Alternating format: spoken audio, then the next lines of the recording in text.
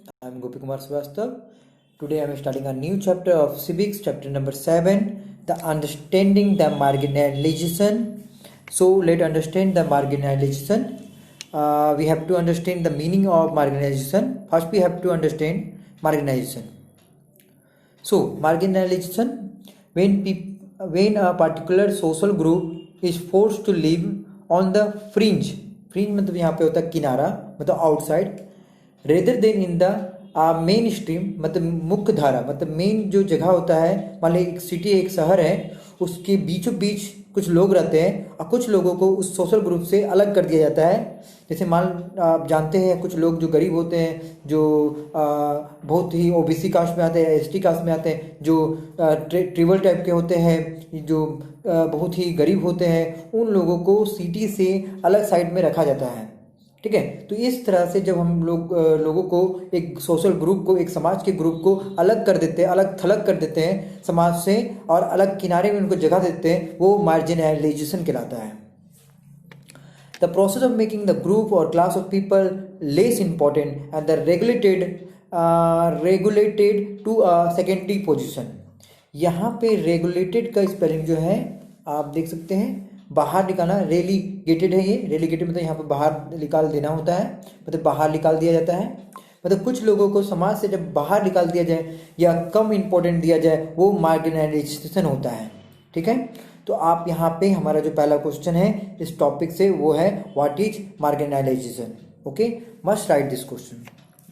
Second topic, what does it mean we socially marginalize, मतलब इसका मतलब क्या होता है सोशली मार्जिनाइज का मतलब। चलिए हम लोग इसको लेटर अंडरस्टैंड करते हैं कि आखिर मार्जिनलाइज का मतलब होता क्या है। To be marginalize is to be force to occupy the side और fringes. Marginalized is to be forced to occupy the side or fringe and does not be at the center of the things. Marginalized का मतलब होता है यहाँ पे कि किसी जगह से कुछ लोगों को साइड कर देना, किनारे कर देना, और उसे सेंटर पे जगह पे नहीं देना। मतलब कि कोई समाज है जहाँ पे जो मेन जगह है वहाँ से लोगों को हटा देना, कुछ लोगों को हटा देना, क्योंकि ऐसा लगने लगता है बहुत सारे लोगों को कि ये लोग गरीब है, ये लोग पिछड़े जाति के हैं, ये लोग लोअर कास्ट के हैं, तो उन लोगों को एक अलग थलग कर दिया जाता है। अधिकतर ट्रिबल लोग को या जो आदिवासी होते हैं उन्हें अलग कर दिया जाता है, तो उन्हें मार्जिनलाइज कहा जाता है। ठीक है, this is something that some of you have probably experienced in the classroom और प्लेग्राउंड। आपने बहुत चीज़ें क्लासरूम में या प्लेग्राउंड में देखा होगा। जैसे कि एग्जाम्पल देखते हैं हम लोग, if you are not like most people in your class, that is if your taste in music, film and is different. मान लीजिए आपका जो टेस्ट है या आपका जो इंटरेस्ट है सभी लोगों के जैसा ना हो, थोड़ा अलग थलग हो, तो आपको लोग भी अलग थलग कर देते हैं। इफ़ योर एसेंट, उच्चारण, make you out from the other, मतलब अगर आपका लैंग्वेज अलग है या आपका उच्चारण अलग है। If you are less chatty, आप बहुत कम बातूनी हैं, then other in your class. If you don't play some sport that many of the your classmate like. If you dress differently, the changes are that you will not be considered to be in your peers।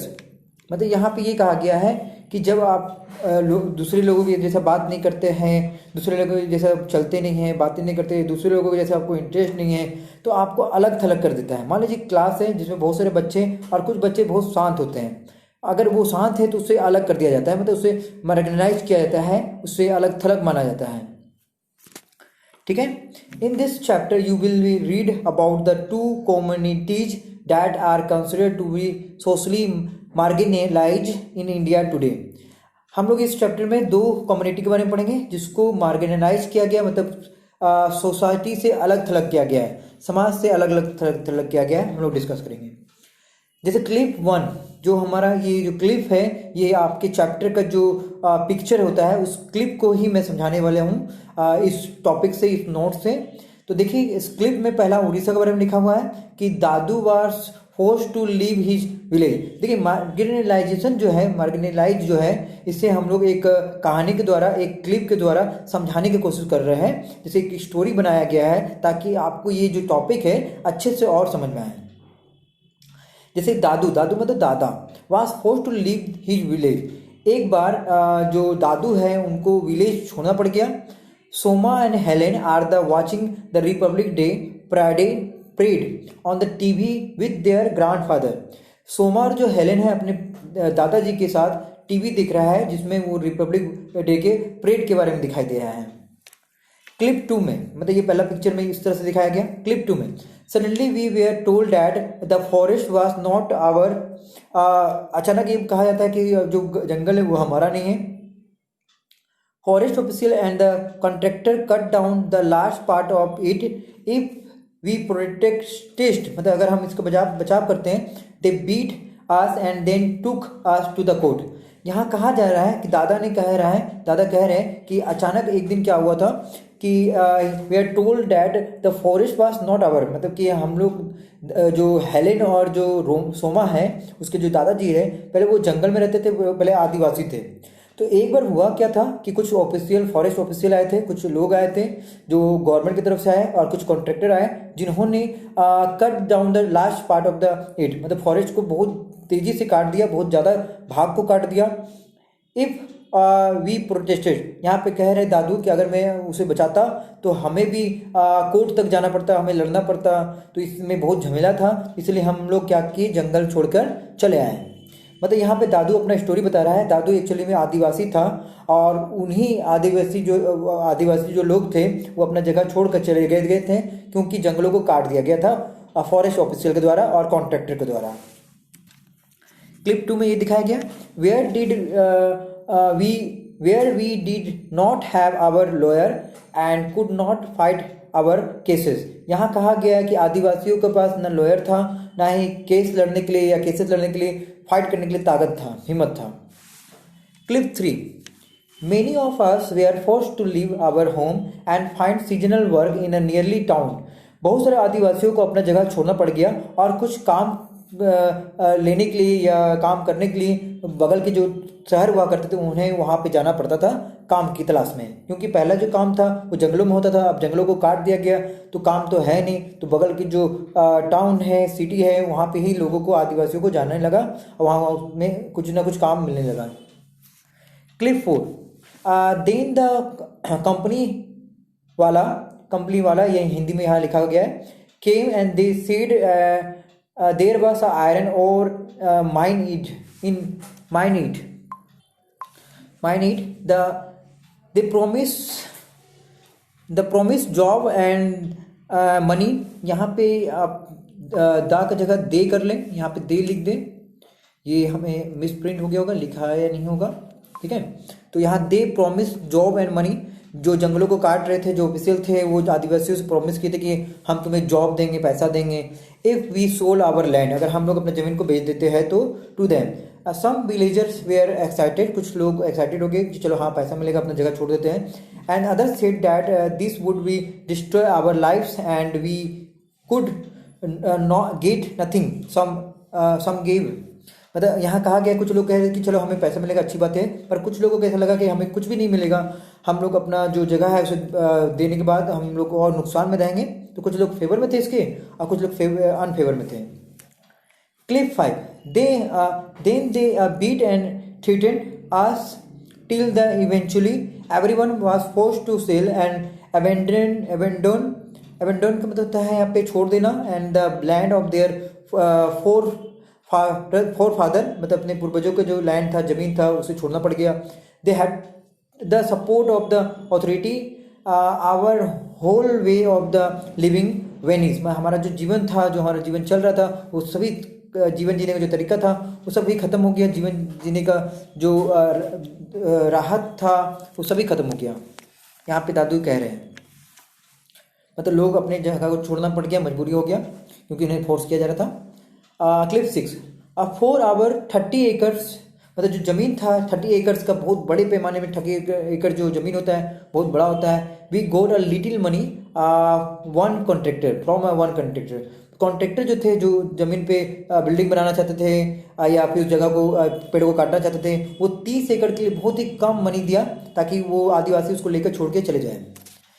I never so most of my friend again. फिर जो दादू थे ये बता रहे थे कि मुझे जब जंगलों को छोड़ना पड़ा, मैं जब फॉरेस्ट को छोड़ दिया, मुझे कुछ पैसों लेकर मैं अपने उस जगह को छोड़ के चला गया और मैं अपने दोस्तों से, मित्रों से कभी मिल नहीं पाया जो जहाँ पे मैं साथ में रहता था, जिनके साथ। Clip 7. The money hardly lasted in the city.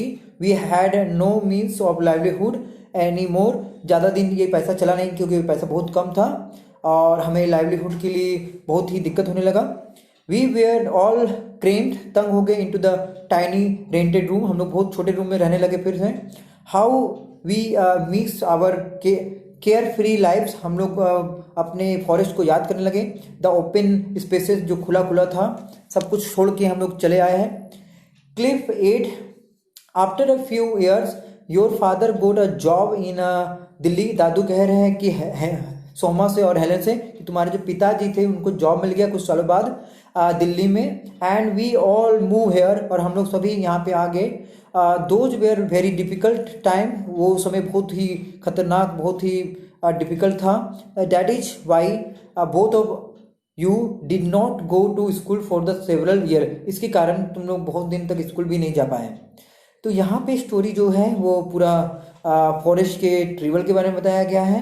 और यहाँ पे जो टॉपिक है वो है मार्जिनाइज जो है वो आपका टॉपिक है। तो यहाँ क्वेश्चन बनता है आपसे, मैं आपको इसके क्वेश्चन दिखा रहा हूँ जिसको आपको लिख के दिखाना है, ठीक है। हर वीडियो के साथ आपको क्वेश्चन भी कंप्लीट करना है। तो ये ग्लोसरी भी मैंने लिखा है। तो देखिए यहाँ पे क्वेश्चन लिखा है एनसीईआरटी का, जिसमें पहला क्वेश्चन है write in your own word 2 or more sentences what do you understand by the marginalisation. मतलब आप मार्जिनाइजेशन के बारे में आप क्या समझते हैं, ये आपका क्वेश्चन है। आप इसे खुद से लिखें, आप नोट्स का हेल्प ले सकते हैं इसके बारे में। So thank you, and the next video we will discuss the more question. Thank you. This video is completed. Must write the first questions, the marginalizations, and thank you. Must write in your copy. Thank you.